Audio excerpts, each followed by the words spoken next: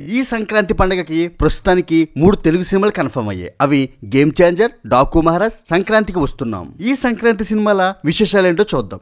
Game changer global star Ram Charan హీరోగా శంకర్ దర్శకత్వంలో వస్తున్న పాన్ ఇండియా సినిమా జనవరి 10 రిలీజ్ అవబోతుంది. ఈ సినిమా ట్రైలర్ ఇప్పటికే ఆకట్టుకోగా ఈ సినిమా ప్రమోషన్స్ కూడా భారీగా చేస్తున్నారు నిర్మాత దిల్ రాజు.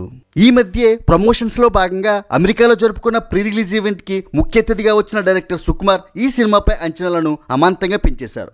ఈ సినిమా తాను చూశానని, చాలా బాగుందని, ఈ సినిమాలో నటనకి రామ్ చరణ్కి జాతీయ అవార్డు వస్తుందని డైరెక్టర్ సుకుమార్ చెప్పడంతో ఈ సినిమాపై అంచనాలు మరింతగా పెరిగాయి.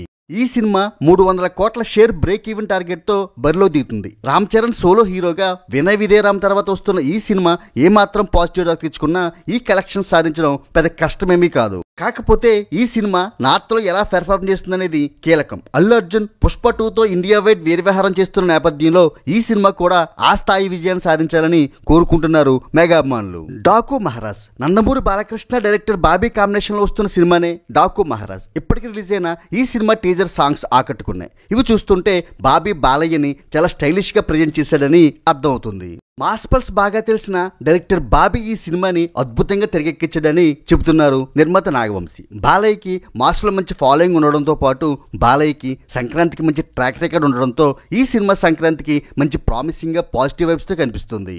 100 కోట్ల షేర్ కలెక్షన్స్ టార్గెట్ గా బరిలో దిగుతున్న ఈ సినిమా ఏమాత్రం ఆకట్టుకున్న కలెక్షన్ల వర్షం కురిపించడం ఖాయం. సంక్రాంతికి వస్తున్నాం. విక్టరీ వెంకటేష్, అపజయ మెరుగని డైరెక్టర్ అనిల్ రావుపూడి కాంబినేషన్ లో వస్తున్న సినిమానే సంక్రాంతికి వస్తున్నాం.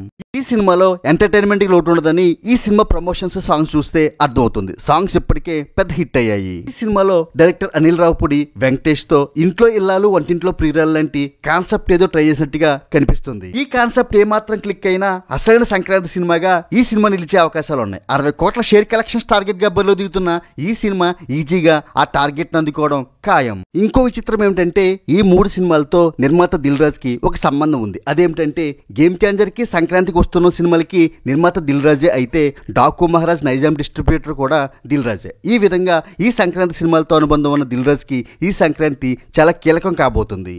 ఇంకా కన్ఫర్మ్ కాలేదు కానీ ఈ సినిమాలతో పాటు Sandeep Kishan Mazaka, Ajith Tamil dubbing movie good bad ugly సినిమాలు కూడా రాబోతున్నాయని తెలుస్తుంది. చూద్దాం ఈ సంక్రాంతి సినిమాలలో విన్నర్ ఎవరవుతారో. ఈ సంక్రాంతి సినిమాలలో విన్నర్ ఎవరో కామెంట్ చేయండి. Please do like, share and subscribe Cine Master. Thank you. మీ కృష్ణారెడ్డి.